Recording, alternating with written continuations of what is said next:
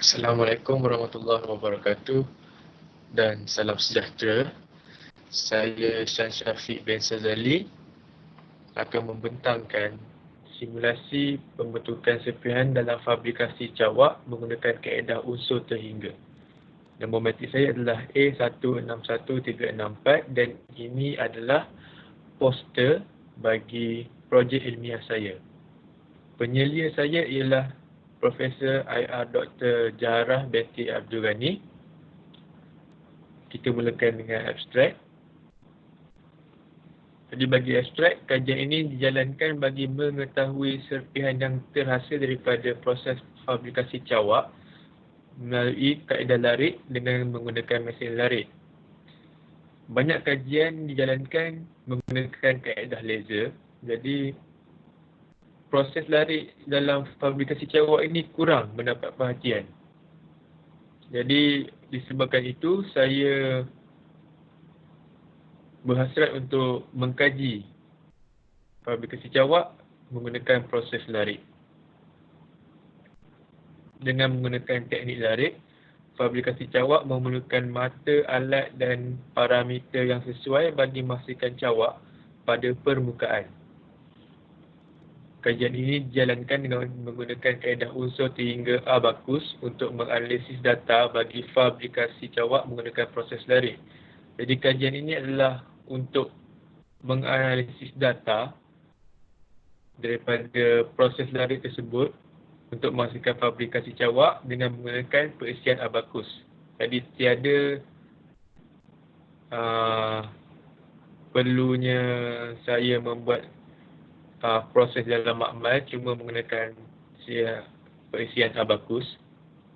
Jadi mata alat yang sesuai digunakan adalah mata alat 35 darjah berketetapan positif dan serpihan yang terhasil dalam proses ini adalah serpihan kecil iaitu elemental chip yang terhasil daripada permukaan bahan yang dilarik. Jadi tarikan, tegangan dan suhu adalah paling tinggi pada mata alat.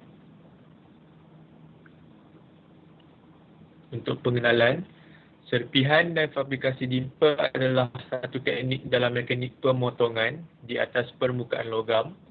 Fabrikasi dimple adalah pemotongan yang berlaku di atas permukaan logam yang menghasilkan serpihan kecil. Fabrikasi dimple berkait rapat dengan tribologi.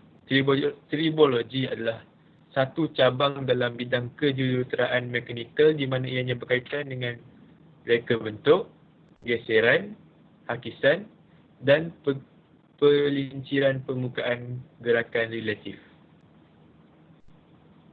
Jadi untuk objektif, untuk permasalahan, maafkan saya, fabrikasi cawak menggunakan proses larik tidak banyak dilakukan dan kajian pembentukan serpihan tidak pernah dilakukan. Jadi saya merupakan antara pengkaji yang pertama melakukan kajian mengenai pembentukan serpihan menggunakan proses larik dalam fabrikasi cawak. Jadi pembentukan serpihan sukar dikaji secara eksperimen untuk fabrikasi cawak. Jadi apabila kita mengkaji secara eksperimen ataupun dalam makmal, jadi pembentukan serpihan itu sukar untuk kita lihat kerana serpihan itu adalah kecil, sangat kecil.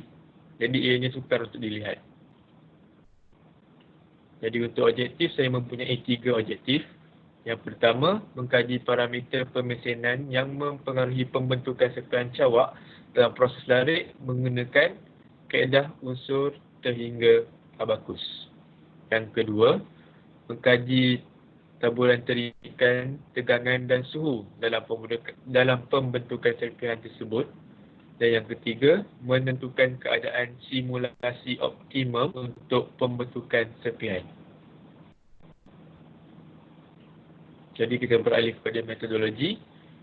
Untuk yang proses pertama adalah pra-pemprosesan iaitu pemodelan di mana saya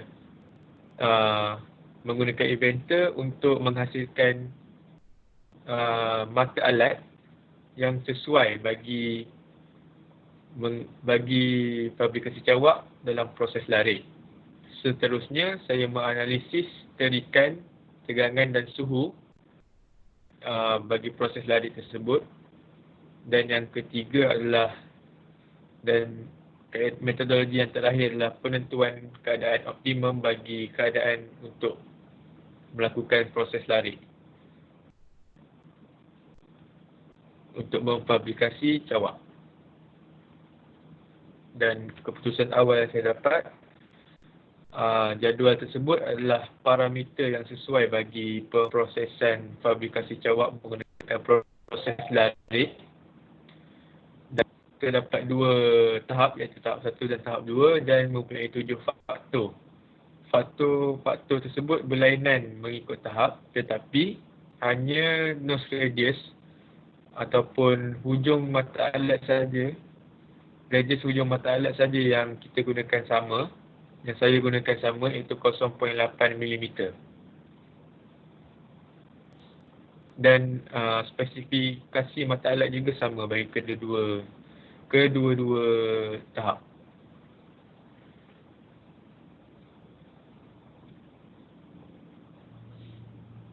Dan untuk rajah yang kedua ini merupakan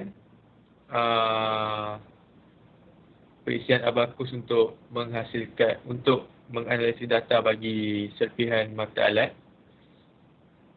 Jadi rajah tersebut adalah mata alat yang digunakan untuk proses lari ini, iaitu mata alat 35 darjah berketetapan positif.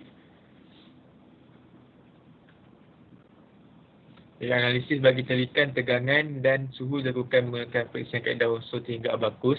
Serpihan yang terhasil adalah serpihan kecil ataupun elemental chip.